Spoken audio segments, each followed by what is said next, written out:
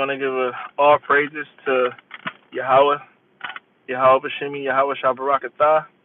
I got an important uh, message slash precepts. I'm not going to be long. I went live only because I believe that this is going to be too long for a short. I really wanted to do a short, but I don't think that was going to work out. So here we are. How y'all feeling today? All right, so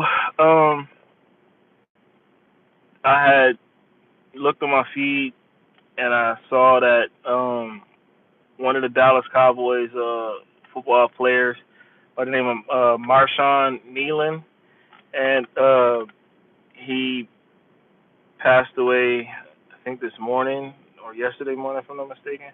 However, um, sources mentioned that he took his own life in a police pursuit.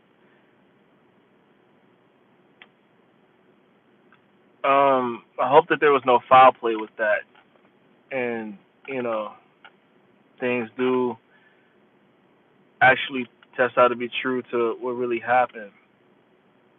I really want to send condolences to his family, his loved ones, his friends, his teammates, those that loved him, that was there for him, around him, cared for him, things like that. It's very sad, and it kind of brings some things to my mind that I'll share with you in a second that touch really, really, really close to home for me. And I want to bring out a precept. Let's go to Psalms 119, verse 27. It says, "Make me to understand thy way of thy precepts, so I shall talk of thy wondrous works." There's many that read precepts and don't really understand what the scriptures are saying, or what the Most High is trying to tell them. It's common. It really is. And to many of us, scripture can come as plain as day. So as we read precepts and we break them down, we hope we truly hope that you get edified and understand where we're coming from and what we're saying, and not taken out of context. We're not trying to, as genuine Israelites that is true to what the Most High is trying to do through us. It's not to go for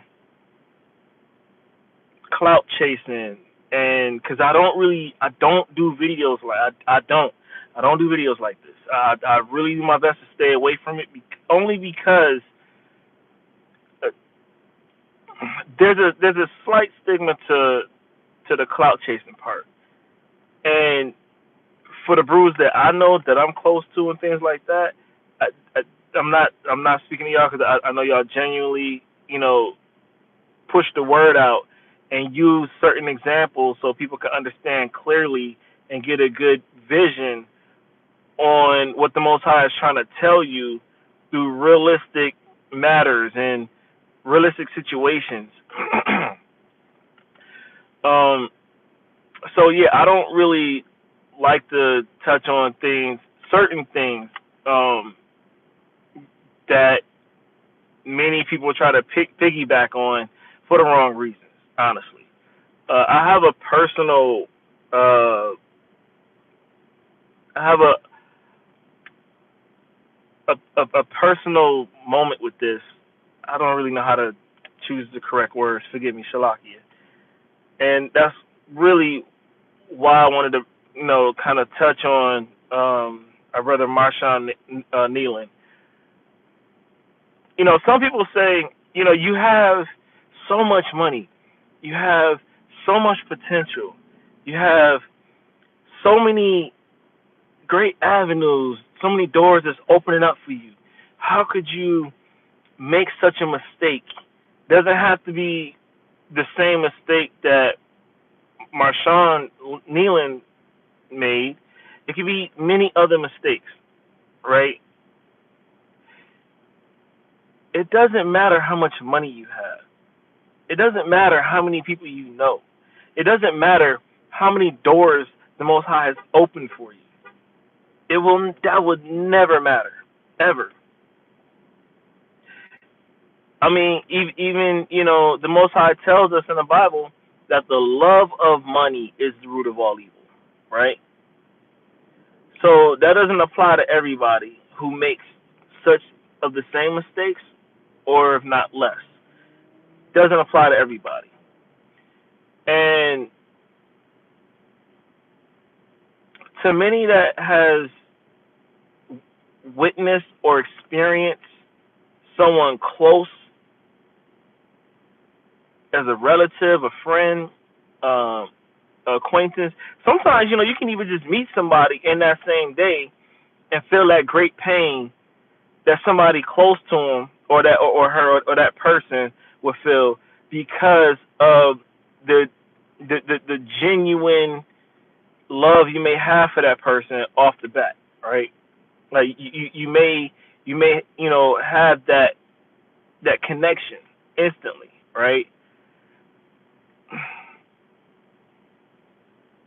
That person that's going through whatever that person is going through may not feel, see, or understand what those that are around that person is trying to tell them, trying to give them uh, great sounding wisdom to help them see something that they cannot. Like, yo, look, you're in a position to play for one of the greatest NFL teams in football history. So a person may think or say that part is neither here nor there. It's just you're in a position to where you could potentially take care of your family and your generations after. And it's not just financially, it's motivation for somebody that's close to that person, inspiration for the person that could be close to him, or even the fans that may have just learned about him. He was only 24 years old, right? I must highlight that he was 24 years old, and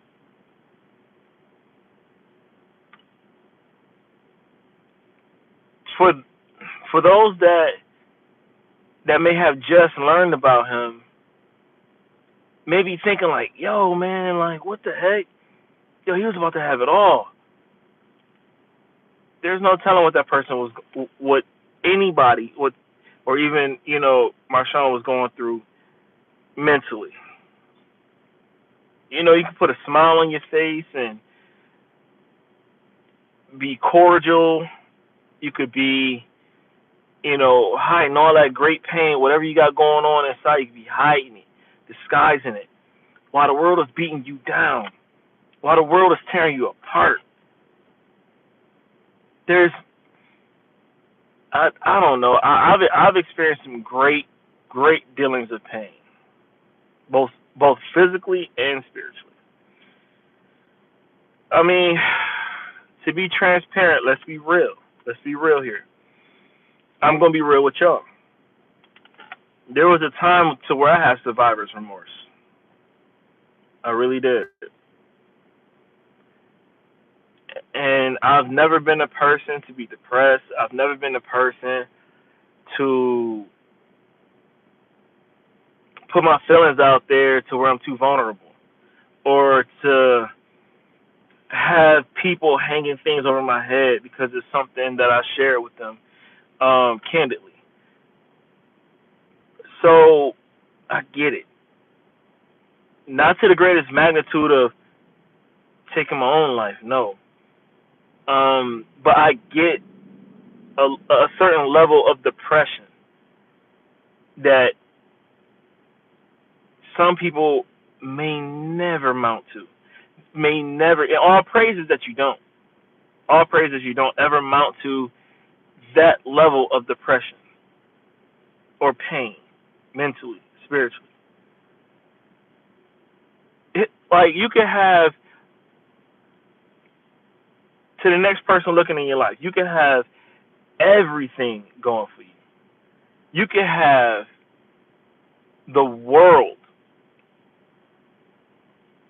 on your shoulders to the greatest magnitude, and nothing would matter to the person who's dealing with so much.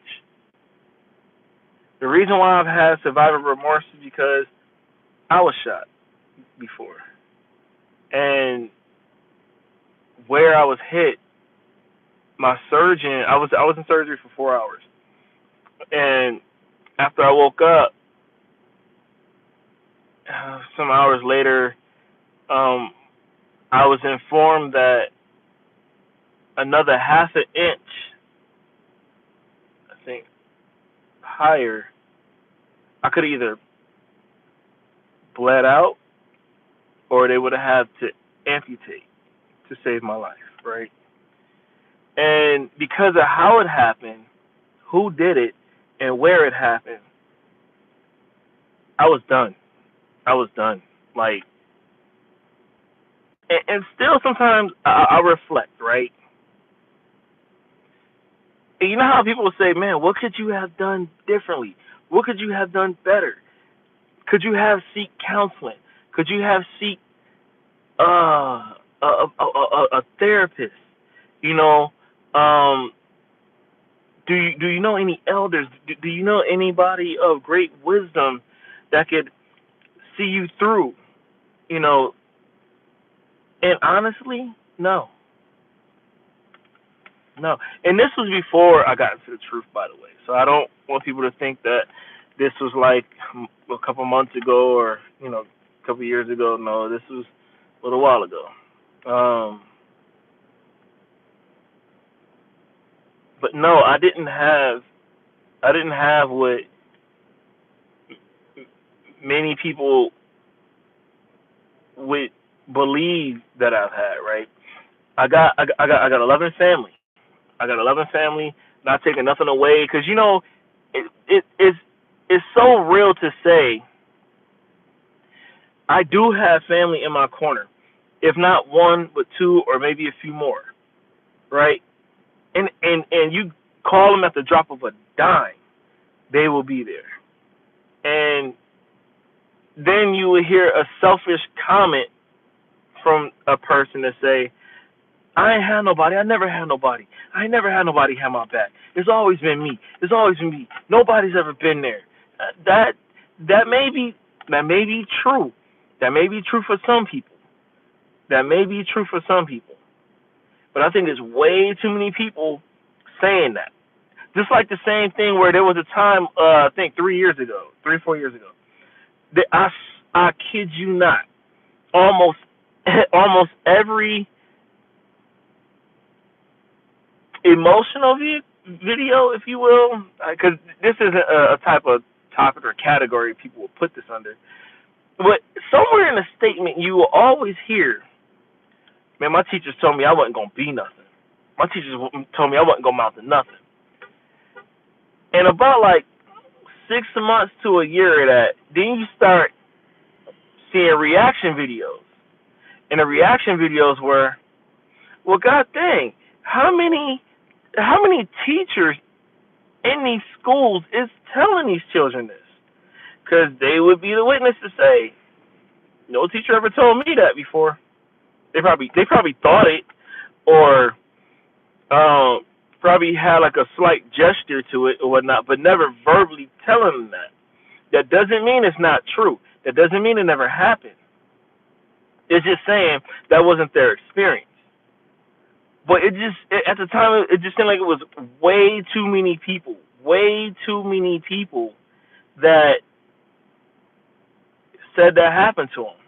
It doesn't mean it didn't happen. It's just like, whoa, maybe we need to start evaluating these teachers, and maybe we need to start checking into these, into the students to, see if they're okay, if they need anything. A good movie to watch is Lean on Me. For the newer generation today, watch the movie Lean on Me. I,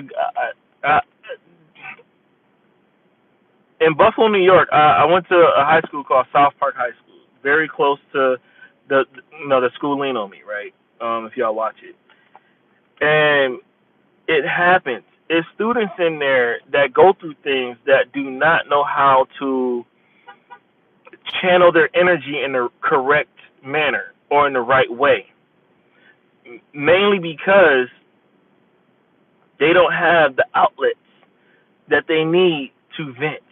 They may not have the outlets that they need to get by.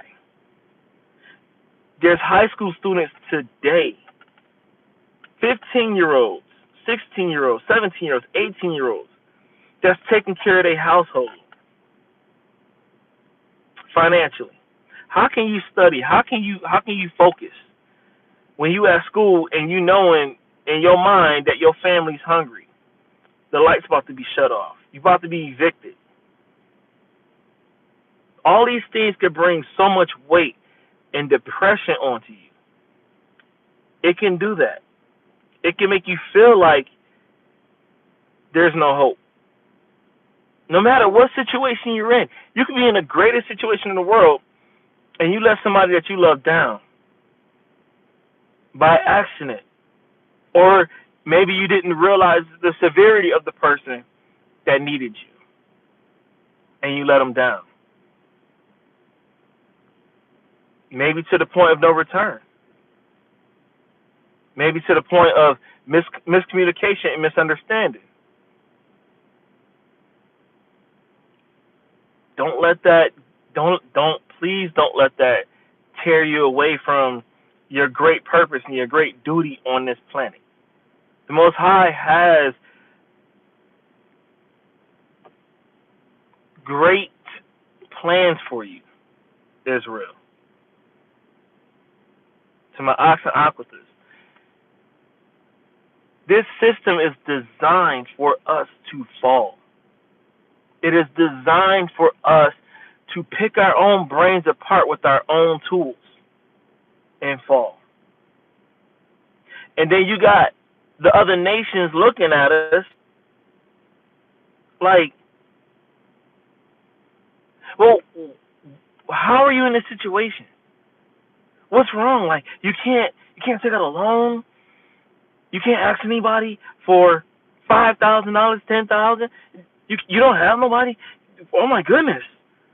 You don't have no food. What do you mean? Like a loaf of bread is like what, $4 now? I mean, or $3? I know it's a lot, but that's not that much. You don't have 100 pennies. You don't have $1. You don't have how? Like, I mean, are you working? I mean, oh my God, I just do not understand how it's our story that y'all created, but yet and still it is our fault because we're not following the law, statutes, and commandments. We're not. Many of us are, but we need a bigger number of us to be doing what the Most High told us to do. Because the Most High has the power to relieve the pressure of pain, depression off of you. See, we so busy trying to figure out how can we do this? How can we stop the bleeding of pain and pressure ourselves? How can we get the government to hear us? They hear us. They don't care. They don't give a damn. There's no hope for the government. There's no hope for other nations to save us. There isn't. You gotta do what the Most High told you to do. Matter of fact, let me get another precept. Shalakia. I'm gonna go to Proverbs chapter 3, verse 5 through 6. Trust in the Lord with all thine heart, and lean not unto thine own understanding. Verse 6. In all thy ways acknowledge him, and he shall direct thy paths. Man, I've heard that before. That don't work. It doesn't work. I mean, I have faith, because I'm saved. I can't I can't be I can't be saved if I don't have faith. So I have faith, and I know I'm gonna be okay. Okay, so all praises. There's more that goes with that, but that's another conversation. How about the faith that you have? You put that faith into the right context, into the right energy. Because I'm gonna be honest, there's a lot of people out here that put faith in their money, that put faith in their drugs, that put faith in people, that put faith in all kinds of miscellaneous objects, miscellaneous moments, miscellaneous uh brain fart. Pagan paganism things, holidays, whatever. Like put faith in all this other stuff and say, hey, if I got faith in Christ, I'm good. But you're leaning onto your own understanding in many things, which is actually keeping you depressed and keeping you down.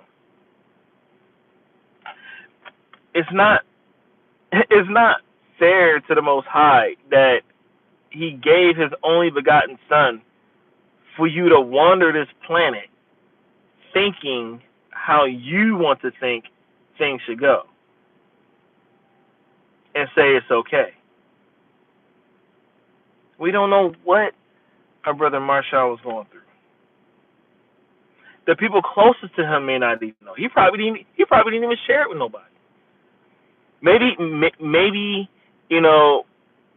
And I'm not putting nothing on it. I'm just jogging minds out there, okay? Because there's too many people that will have their own speculations and their own thoughts and then project it. Stop doing that. I mean, the Most High knows everything. He knows when our last day is. He knows how we're gonna go.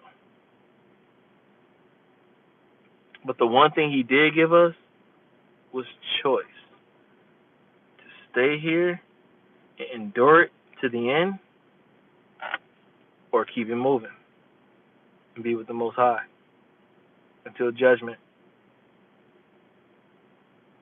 So we're going through a lot of stuff, and it's going to get worse. Stop looking at these politicians. Stop, stop, stop having hope in these people. I'm so frustrated in this. Oh well, maybe this will happen. No, it's not. It's not gonna happen. Whatever you're hoping for, stop it. Because if it was going to happen, it would have been happened a long time ago. Now, I will say that the Most High could turn a table real quick. He could turn a channel. He could make a way out of no way without a doubt. But He did say trust in Him. He did. The Most High has the power to harden a heart, as what happened to Moses. Well, not to Moses, like to our people in Egypt. Moses and his brother Aaron had to go see the Pharaoh numerous of times, and it was rejection after rejection after rejection after rejection, until it got to the point to where things just started happening. The Most High started showing His hand. Don't let it get to the point to where the Most High starts showing His hand, to where you start believing, that you start knowing that you gotta lean on the Most High. To have survivor's remorse is very critical. Some people don't make it past that. Many do. Who Who knows if he knew somebody and he has survivor's remorse? It ain't no telling. I'm not putting nothing out there. I'm just getting you to think that your situation is not as unique to many because history repeats itself. There's nothing new under the sun. Nothing. Stop thinking you're the only one going through anything. You're not. You're not at all. People are losing their jobs. People have lost their jobs. People are not getting SNAP benefits. They have a household of 10, 12, whatever, living in a 1-bedroom, 2-bedroom apartment, house, whatever. There's people that are at their last rope, at their last piece of hope. Don't let that discourage you. And stop thinking that you can go to the club and have a bunch of drinks and smoke your problems away. That's not going to happen. It just masks it. So it gets worse and worse and worse. And you see that you're just on a hamster wheel. Excuse me. It's like being in debt. Or, let's put it like this. It's like if you ever got your car impounded. If that ever happened to you and you spent your last dime 2 days ago. You don't get paid, you get paid bi-weekly. Or maybe you get paid every week, but your money is already spent. Like, that's the rent check coming this coming weekend or whatever the case. Or, whenever you get paid. Every day that you are in this situation, is buying, with your vehicle being an impound, is charging you every day. And you can't lose your car because you for sure can't buy another one at the moment. I mean, some of us live out in the area to where there's no public transportation. Can't afford Uber, can't afford Lyft. And it's around the type of hours where nobody can help you. It's too early in the morning, or too late at night, or too midday. You don't have nobody to help you give you a ride. And you might not be able to pay them for gas either. And you hungry. And it might not just be you in the car or in the situation. You got a family. If it's just you by yourself, it makes it a little bit easier, but it's still difficult. Like I said, I've been homeless a few times. It gets better. I mean, sure, it's painful, it's hard, it's tough, but it gets better. It does. Well, how can you say that? I mean, you're in a vehicle and you look like you're doing pretty decent for yourself. You don't know what I could be going through. You don't know what that next person could be going through. The richest, the most financially successful man in the world could still have problems that we may think, really? That's all? That's it? I wish I had that problem. But it's overbearing to the person going through it. Keep in mind, it's not just you out here. Those around you rely on you. If they're not asking for anything, if they don't want anything from you, just them knowing that you're here on this planet makes them feel okay.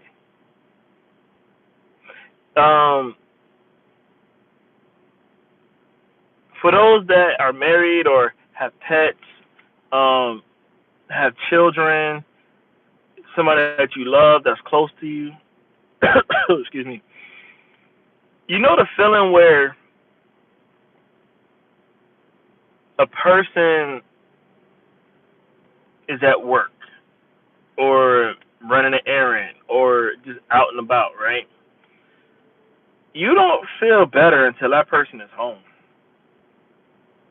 You don't need them for anything at home. You don't need them to be like, oh, I, I, I need you to get this off the top shelf, or I need you for this, that, and this and that. They might not need you for anything at the house. They just need you there so they can sleep better. So anything that they seeing on the news doesn't have your picture attached to it in a negative way. You just existing matters to the person close to you. They might, you know what? Sometimes they may not even call you. They may not even text you. You may have ran across their mind a few times. But then the moment they get a phone call that you're no longer here, they don't have to be in the same city, the same state, the same country. That feeling hits faster than the world's greatest Wi-Fi.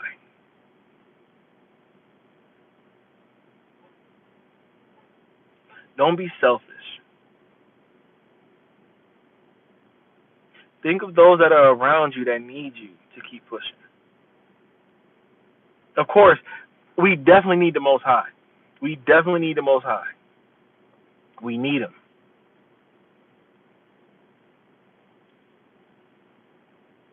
But the Most High put us together as a nation to be strong, to build up one another, to be there for one another, to even just be an ear to listen without judgment, scrutiny, or a solution. And to know that you can keep it a secret forever to the grave.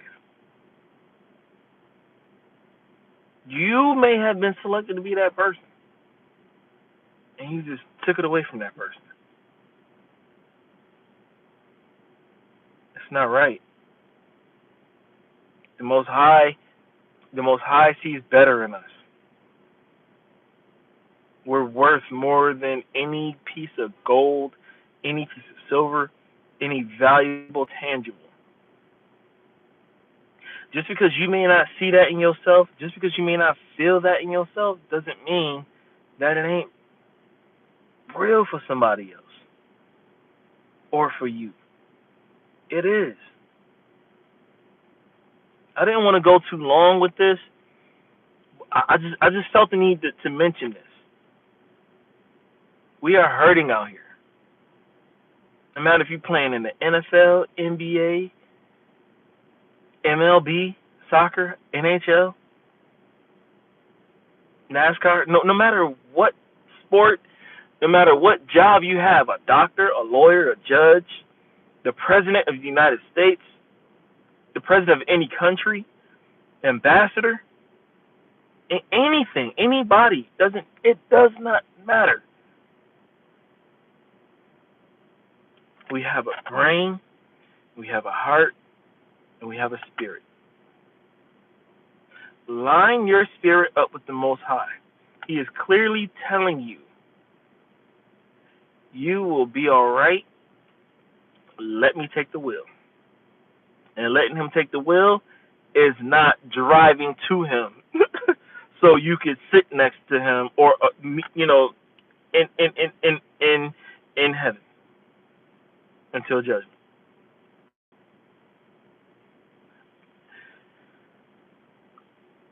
I love y'all, and I thank y'all for spending this short period of time with me. I felt like I really needed to get that off, even though I'm going through stuff. A lot of my family going through stuff in and out of state. It's a lot going on, and it's growing right in front of my face. And the sad part is, most of the situations I can't even help. I can't help them. I can't reach my hand in the way that I've been known to do, or to even bring my mind and heart to do, to be there. Sometimes the Most High puts you in a situation to where nobody can help you. Even when they want to. Not if, even when they want to. And they may have the means to do it, but the Most High is like, nope. I'm gonna let this person walk this path until he see me. Then when he see me, or she, when they see me, and I see, and I feel, and I know the sincerity in it, then I may bring you back in to help. The Most High can do whatever He want to do. So let's bring this back. Psalms 119, verse 27. Make me to understand the way of thy precepts, so shall I talk of thy wondrous works. Proverbs chapter 3, verse 5 through 6. Trust in the Lord with all thine heart, and lean not unto thy own understanding. Some things ain't going to make sense to you. Don't try to make sense of it. Let the Most High cook.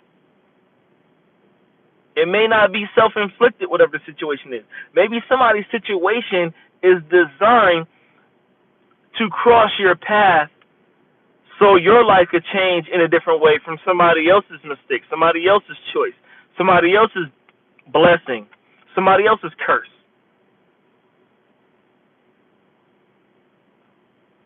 Don't lean onto your own understanding. If you can't figure it out, ask the Most High to help you. And until then, let him cook.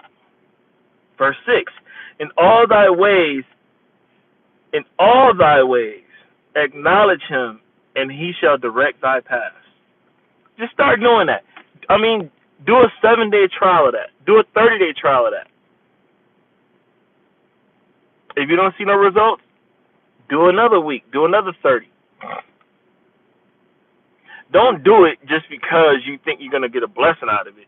Do it to show your honest truth, your honest passion to the Most High.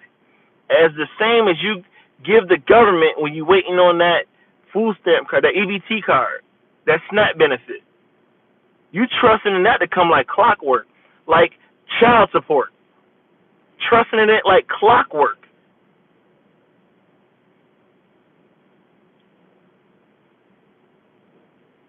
Stop playing with the Most High. Stop playing with him. Because even Esau, even the Edomites know that time is up. We are very much in Revelation time. He knows. He knows what he's about to do. And he told us what he's going to do. Not every single detail, but he told us how to look out and what to do. Don't poke that bear. Things going crazy might be for a good reason. It may be to humble you. So when something really great comes, you know, oh no, I ain't doing that. I ain't losing this. It ain't worth it. I've been down too long. No woman, no man, no object, no pagan anything, no heathen is going to stop me from doing what the Most High guided me to do. How he guided me here to stay. And I'm going to mess that up? The government could fall and we could be standing like ain't nothing happened. The only reason why it's hard for you to see that is because it hasn't happened to you yet. It hasn't happened to many of us yet. So because it hasn't happened, it seems unreal. It seems unrealistic. So all we do is rely on the shit that we see. Excuse my language.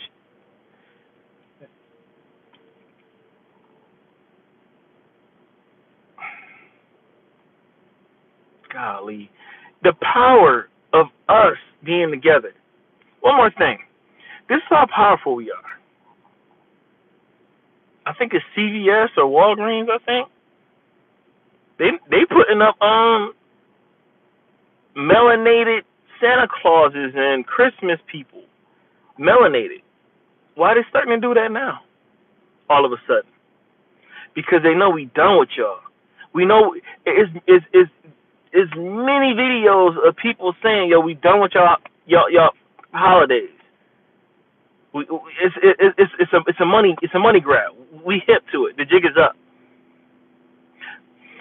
So since they know that we're falling back from all of that, they know the power of our dollar. So they go, oh wow, now they got us, and I'm gonna get some of that. They know what they're doing. Come on, Israel, stop playing.